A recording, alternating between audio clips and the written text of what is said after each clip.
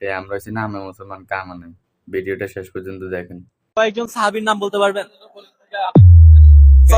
2022 world কাপে golden ball কে জিতছে? Messi. Messi. আহলে বায়েত কারা? আহলে বায়েত যারা নবী থেকে বাইত হয়েছে। ফুটবলের লেজেন্ডারি আপনাদের ব্রাজিলের তিনজন প্লেয়ারের নাম বলতে পারবেন? অবশ্যই পারবো। রোনালদো নাজারিও, রোনালদিনহো, রিকার্ডো কাকা, রিভালদো। প্রচুর প্রচুর চলে আসতেছে, রাইট? আচ্ছা, তো এরকম ইসলামে এরকম অনেক লেজেন্ডারি সাহাবী ছিল। স্পেশালি যদি বলি, আল্লাহ রাসূল সাল্লাল্লাহু আলাইহি ওয়াসাল্লাম 10 জন সাহাবীকে একেবারে জান্নাতের সুসংবাদ দিয়েছেন। এই 10 জনের মধ্যে 2-3 জনের নাম বলা যাবে?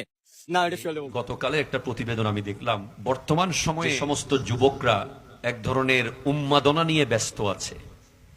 পৃথিবীতে একটা আসর চলতেছে, আমি নাম নিচ্ছি না, কারণ আমি নাম নিলে অনেকে আবার বলবে হুজুর আপনি সারাক্ষণ শুধু খেলার বিরুদ্ধে আছেন।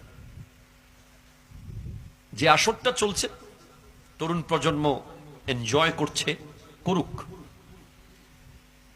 কিন্তু ওয়ে টু হিকমার তরুণরা ওনাদের কাছে গিয়ে ওরা জিজ্ঞেস করলো প্রজন্মকে যে অমুক দলের কয়েকজন প্লেয়ারের নাম বলেন যারা অনেক আগে মাঠ কাঁপাতো। তখন তরুণ প্রজন্ম একেবারে তার জন্মের আগেরও প্লেয়ারের নাম মুখস্থ বলে দিয়েছে। যখন বলা হচ্ছে আচ্ছা আপনি কি আহলে বায়েতকে চিনেন,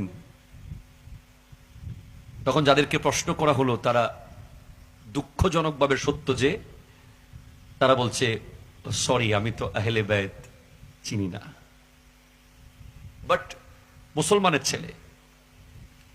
এরপরে জিজ্ঞেস করা হলো আরেক দলের প্লেয়ার, একেবারে 3-4-5 জনের নাম লাগাতার, 10 জন জান্নাতে সুসংবাদ প্রাপ্ত সাহাবীর নামের 2-1 জনের নাম কি পারবেন?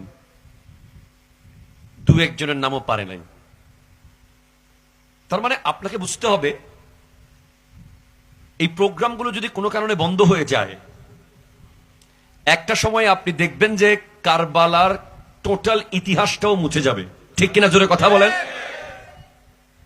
যেই কারণে কারবালা হয়েছে, কি কারণে এই ঘটনাটা হয়েছিল, এখানে কি শিক্ষা আছে।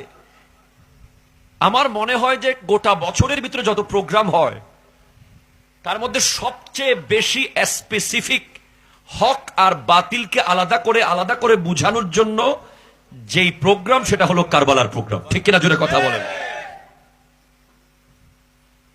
অন্যান্য প্রোগ্রামগুলোতে আপনি দেখবেন যে হক বাতিল চেনা মুশকিল। ঈদে মিলাদুন নবীর